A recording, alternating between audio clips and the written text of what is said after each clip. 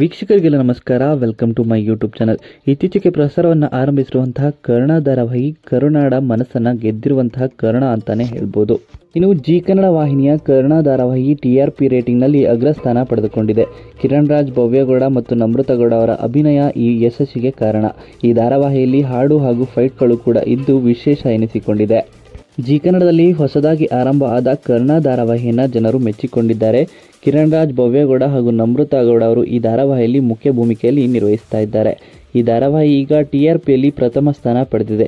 ಅಷ್ಟೇ ಅಲ್ಲ, ಈ ಧಾರಾವಾಹಿಗೆ 2 ಅಂಕಿ TRP ಸಿಕ್ಕಿದೆ ಅನ್ನೋದು ವಿಶೇಷ. ಟಾಪ್ 5 ಧಾರಾವಾಹಿಗಳ ವಿವರ ಇಲ್ಲಿದೆ ನೋಡಿ. ಇನ್ನು ಕರ್ಣ ಧಾರಾವಾಹಿಯ ಆರಂಭಕ್ಕೆ ಕೆಲವು ಅಡೆತಡೆಗಳು ಎದುರಾದವು. ಇದೆಲ್ಲವನ್ನ ಮೆಟ್ಟಿ ನಿಂತು ಈ ಧಾರಾವಾಹಿ ಪ್ರಸಾರವನ್ನು ಆರಂಭಿಸಿತು. ಈಗ ಧಾರಾವಾಹಿ ಎಲ್ಲ ಕಡೆಗಳಲ್ಲೂ ಮೆಚ್ಚುಗೆಯನ್ನು ಪಡೆದಿದೆ. ಈ ಧಾರಾವಾಹಿ 10+ TRP ಪಡೆದುಕೊಂಡಿದೆ.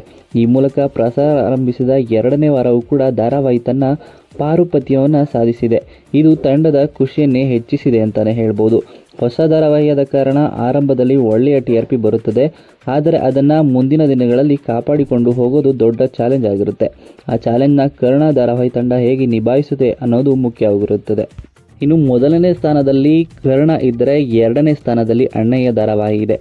3ನೇ ಸ್ಥಾನದಲ್ಲಿ ಲಕ್ಷ್ಮೀ ನಿವಾಸ ಧಾರಾವಾಹಿ ಕೂಡ ಇದೆ. ಈ ಧಾರಾವಾಹಿ ಕೂಡ ಒಳ್ಳೆಯ ರೇಟಿಂಗ್ ಪಡೆದು ಮುಂದೆ ಸಾಗ್ತಾ ಇದೆ. ಇನ್ನು 4ನೇ ಸ್ಥಾನದಲ್ಲಿ ನಾನಿನ್ನ ಬಿಡಲಾರೆ ಧಾರಾವಾಹಿ ಇದೆ. ಈ ಧಾರಾವಾಹಿ ಹಾರರ್ ಶೈಲಿಯಲ್ಲಿ ಮೂಡಿ ಬಂದಿದ್ದು ಜನರ ಮೆಚ್ಚುಗೆಯನ್ನು ಪಡೆಯುತ್ತಿದೆ.